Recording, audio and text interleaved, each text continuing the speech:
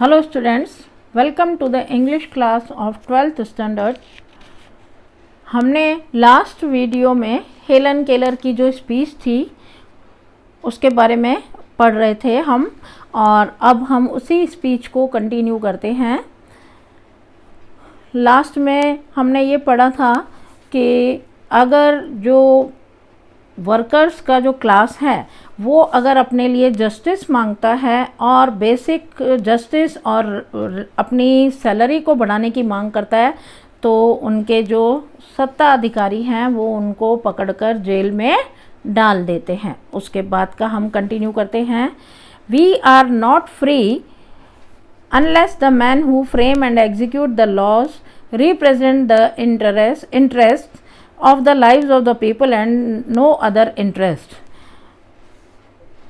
जब तक वो लोग कायदे बनाते हैं, कानून बनाते हैं और उनका पालन करवाते हैं और उनका इंटरेस्ट किसी और बात में नहीं होता, सिर्फ लोगों के जीवन में ही उनकी रुचि होती है और उन्हीं के ऊपर वो प्रतिनिधित्व करते हैं, तब तक हम आज़ाद नहीं कहलाएंगे।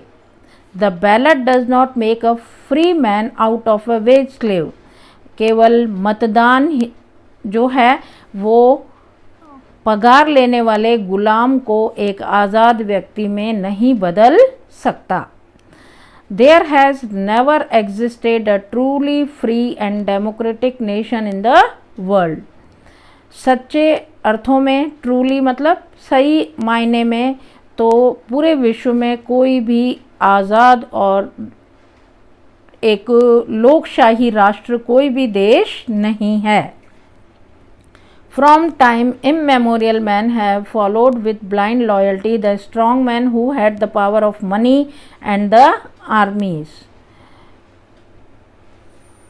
From time immemorial इसका मतलब उस समय से लेके अनंत समय से लेके मनुष्य केवल उन्हीं का ही अनुसरण करता आ रहा है। मतलब ब्लाइंड लॉयल्टी माना जो स्ट्रांग हैं, जिनके पास पैसे की ताकत है, जिनके पास सेना है, उन्हीं का वो अनुसरण करते आ रहे हैं। मतलब कर्मचारी लोग जो हैं ऐसे लोगों का ही अनुसरण करते आ रहे हैं, माना उनका कहना मानते आ रहे हैं। Even while battle fields were piled high with their own dead.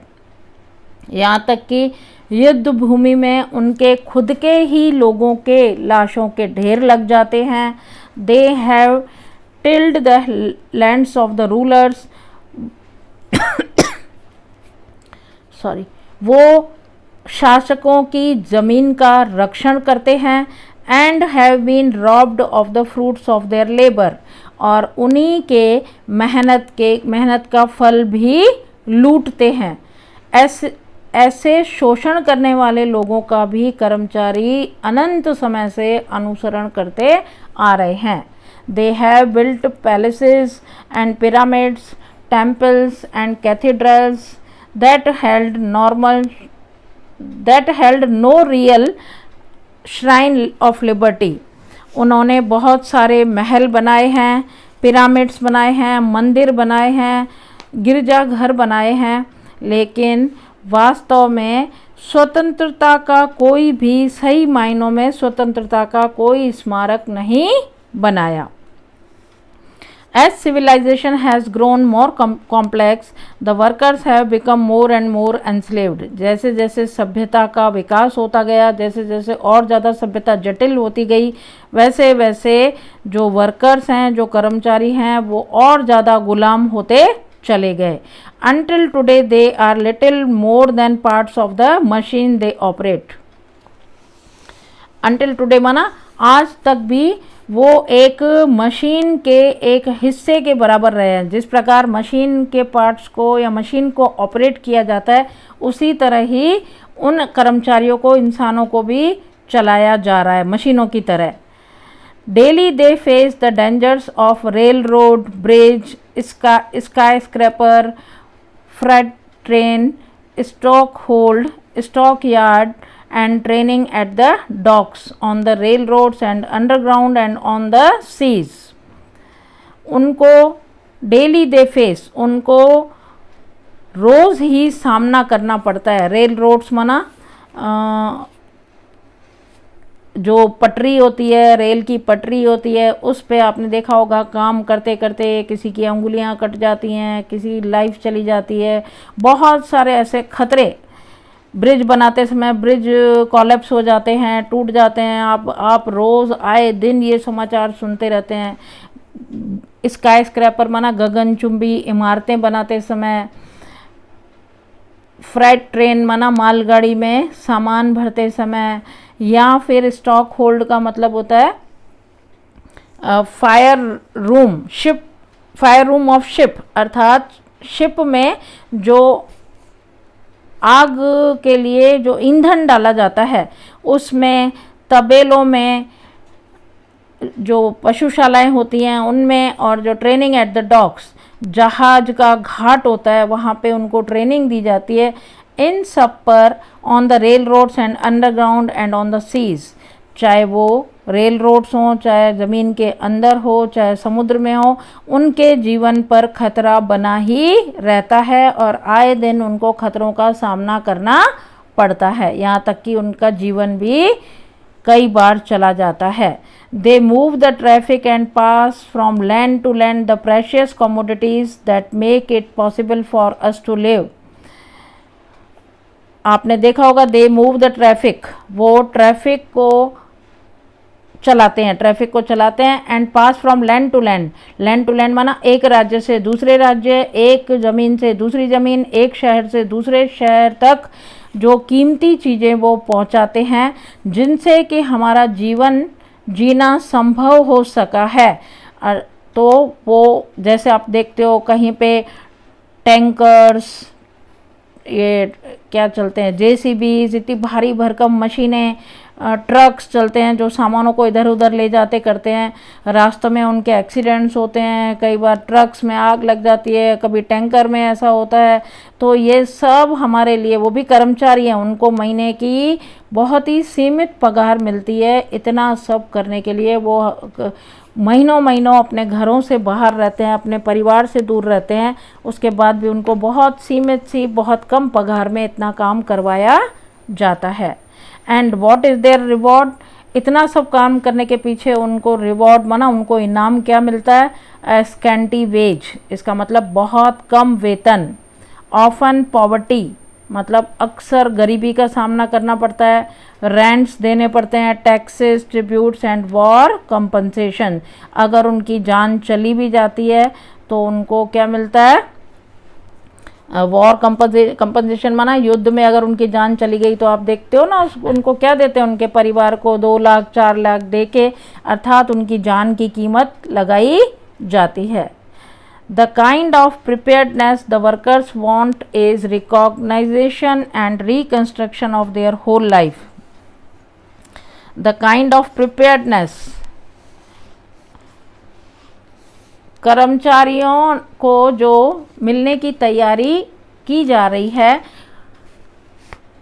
और उनकी जो पहचान या उनका जो पुनर्गठन या उनका जो पुनर्व्यवस्थापन होना चाहिए, उसके लिए reconstruction of their whole life, उनके पूरे जीवन की, मतलब वर्कर्स का जैसा जीवन का नवीनीकरण या उत्थान होना चाहिए या उसको जो पहचानना चाहिए, वैसा such as has never been attempted by statesman और गवर्नमेंट। तो वर्कर्स का जैसा जीवन होना चाहिए या पुनर्गठन होना चाहिए, नवीनीकरण होना चाहिए या उनकी पहचान वो जैसी चाहते हैं, वैसा सरकार या फिर राज्य के कोई लोग करने का प्रयास नहीं करते। The Germans found out years ago that they could not raise good soldiers in the slums, so they abolished the slums. ये उदाहरण देकर बताया जा रहा है कि जर्मन्स ने एक बार ऐसा देखा कि स्लम्स का मतलब होता है वो गरीब लोगों की जो झोंपड़पट्टी, पिछड़ा हुआ जो एरिया होता है, उसमें से कोई अच्छे सोल्जर्स उत्पन्न नहीं हो सकते, उनमें से अच्छे सोल्जर्स झोंपड़पट्टी में से नहीं निकल सकते। तो उन्होंने, जर्मन्स ने क्या किया, उनके स्लम्स को, पूरी उनकी झोंपड़पट्टी को ही क्या कर दिया? नष्ट कर दिया। मतलब ख़त्म कर दिया। They saw to it that all the people had at least a few of essential of civilisation.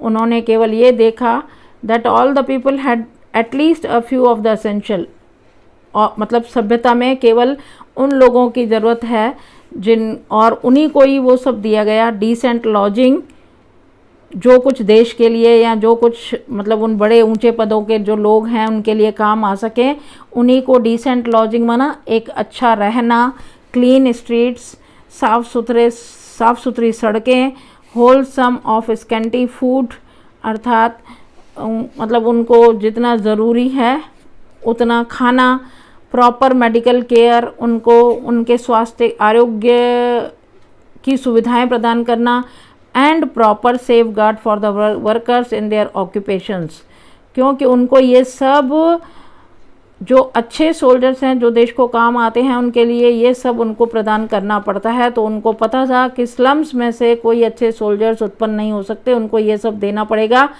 और उसमें से आ भी नहीं सकते तो फिर उनको ज़बरदस्ती ही देश की बाकी जो चीज़ें दी जाएं या देश के द्वारा जो चीज़ें उनको पहुंचाई जाएं, इसलिए उन्होंने स्लम्स को ही नष्ट कर दिया।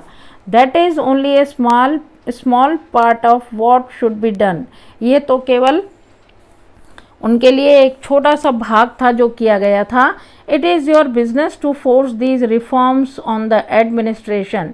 ये आप लोगों का काम है। It is your business. वो स्पीच में उन वर्कर्स को कह रही है हेलन केलर कि ये आपका काम है कि फोर्स करना कि इस व्यवस्थापन में, इस एडमिनिस्ट्रेशन में सुधार लाया जाए। Let there be no more talk about what a government can और कैन नॉट डू। अब उस चीज़ पर हमें बात नहीं करनी है कि गवर्नमेंट क्या करती है और क्या कर सकती है या क्या नहीं कर सकती, इस चीज़ पर बात नहीं करनी है। All these things have been done by all the belligerent nations in the turmoil of war. All these things have been done. ये सारी चीज़ें की जाती हैं by the belligerent का मतलब है एग्रेसिव, जो आक्रामक या जो क्रूर देश हैं, वो भी युद्ध के समय, मुश्किल समय में, उथल पुथल होते समय ये सब छोटे मोटे काम तो करते ही हैं। Every fundamental industry has been managed better by the government than by private corporations. Every fundamental industry, इसका मतलब है कि हर इंडस्ट्री जो है आधारभूत चीज़ें तो करती ही है, managed better by the government, वो गवर्नमेंट के द्वारा ज़्यादा ठीक से मैनेज की जाती हैं बजाय कि प्राइवेट कॉरपोरेशंस के। It is your duty to insist upon still more radical measure. ये आपकी खुद की वर्कर्स की ड्यूटी है कि आप ज़रूरी जो कदम उठाने चाहिए सरकार के द्वारा, उन कदमों पर उठाने के लिए आप इंसिस्ट करें, उनको प्रेरित करें। It is your business to see that no child is employed in an industrial establishment or mine or store.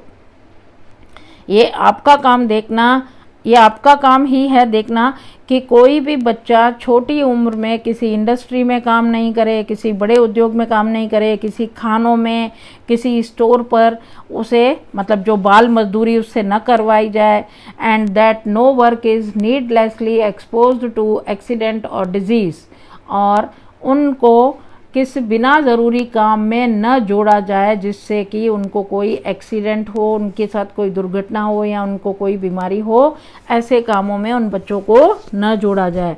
It is your business to make them give you clean cities.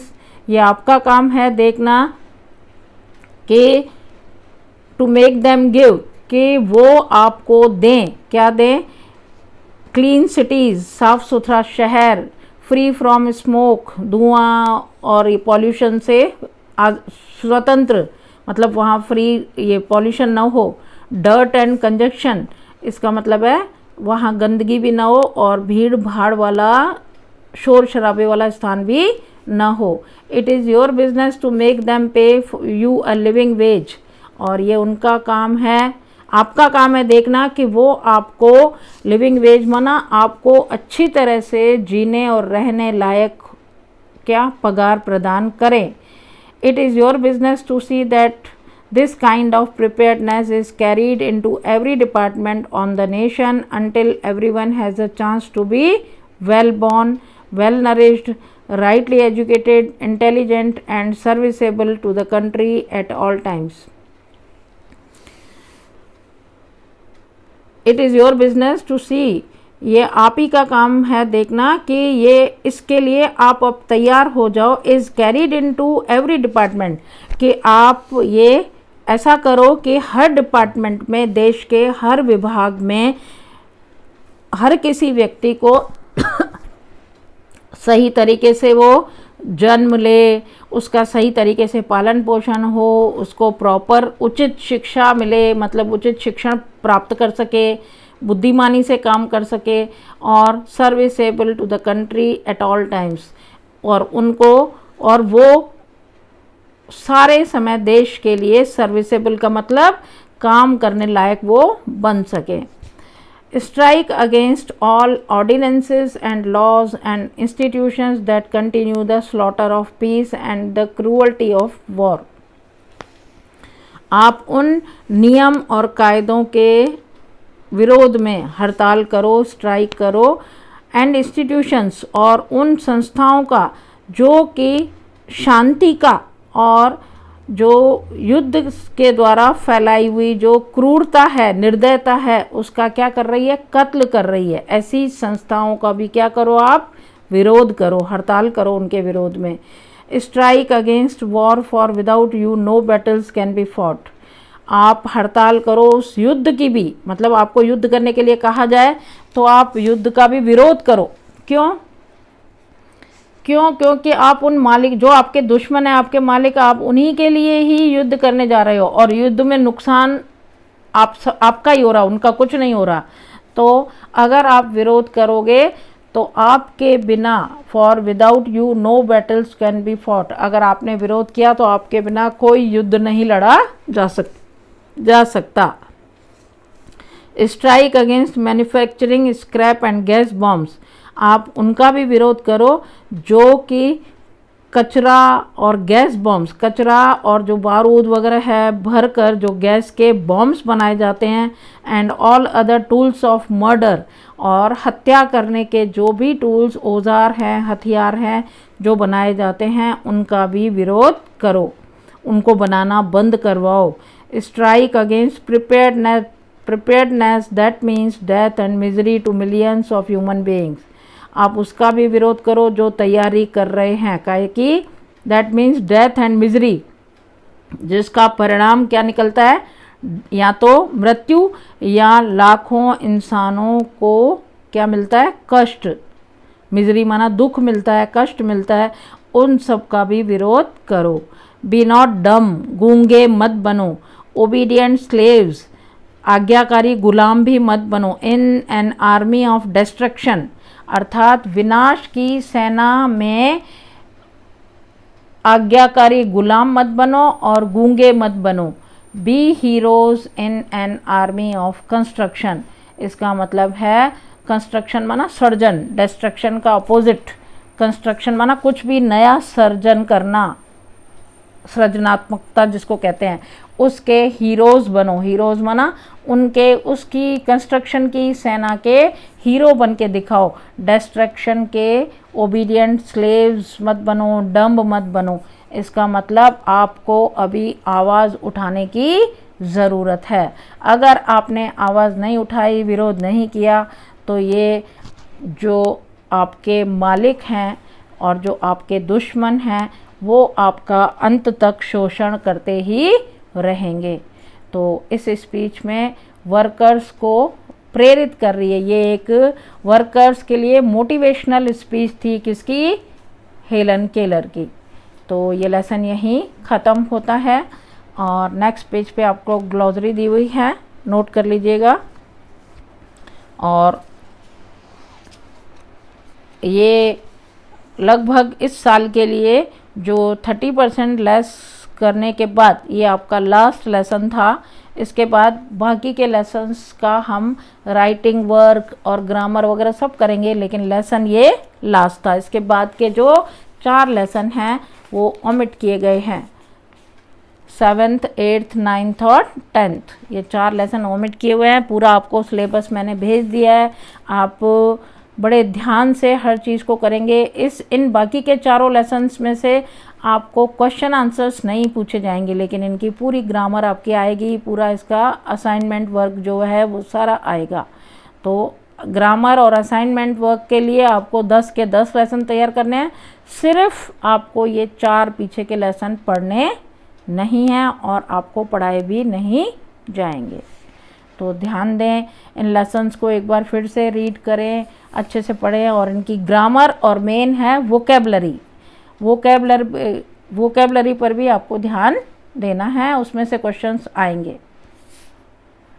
तब तक के लिए thanks.